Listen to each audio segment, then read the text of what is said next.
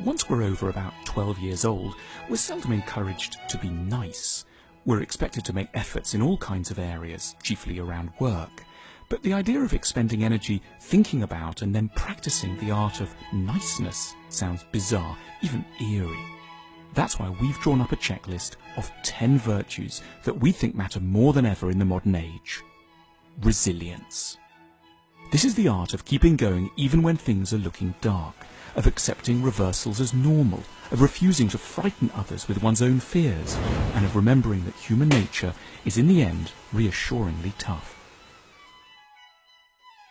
Empathy. The capacity to connect imaginatively with the sufferings and unique experiences of another person. The courage to become someone else and look back at oneself with honesty. Patience. We lose our temper because we believe that things should be perfect. We've grown so good in some areas, like putting men on the moon, we're ever less able to deal with things that still insist on going wrong, like traffic, government, other people. We should grow calmer and more forgiving by getting more realistic about how things actually tend to go. Sacrifice. We're hardwired to seek our own advantage, but also have this miraculous ability very occasionally to forego our own satisfactions in the name of someone or something else.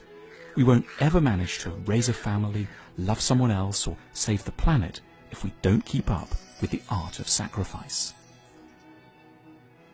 Politeness. Politeness has a bad name. We often assume it's about being fake, which is meant to be bad, as opposed to really ourselves, which is meant to be good.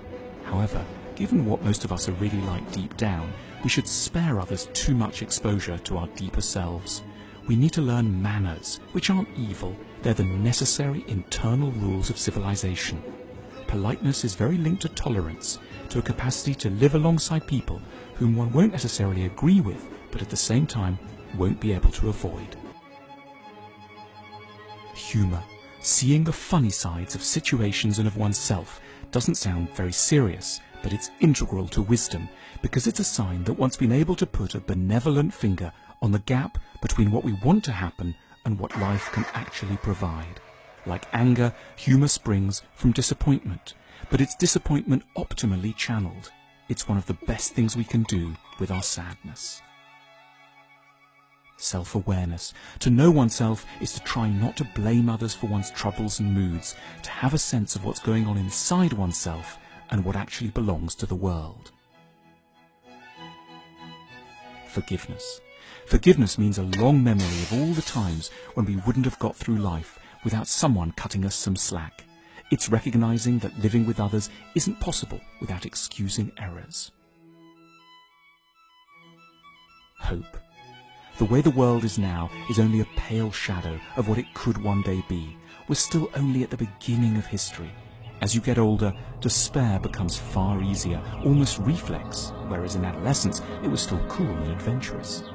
Pessimism isn't necessarily deep, nor optimism shallow. Confidence. The greatest projects and schemes die for no grander reason than that we don't dare. Confidence isn't arrogance, it's based on a constant awareness of how short life is and how little we ultimately lose from risking everything. Let's try to keep these in mind and practice them a little every day.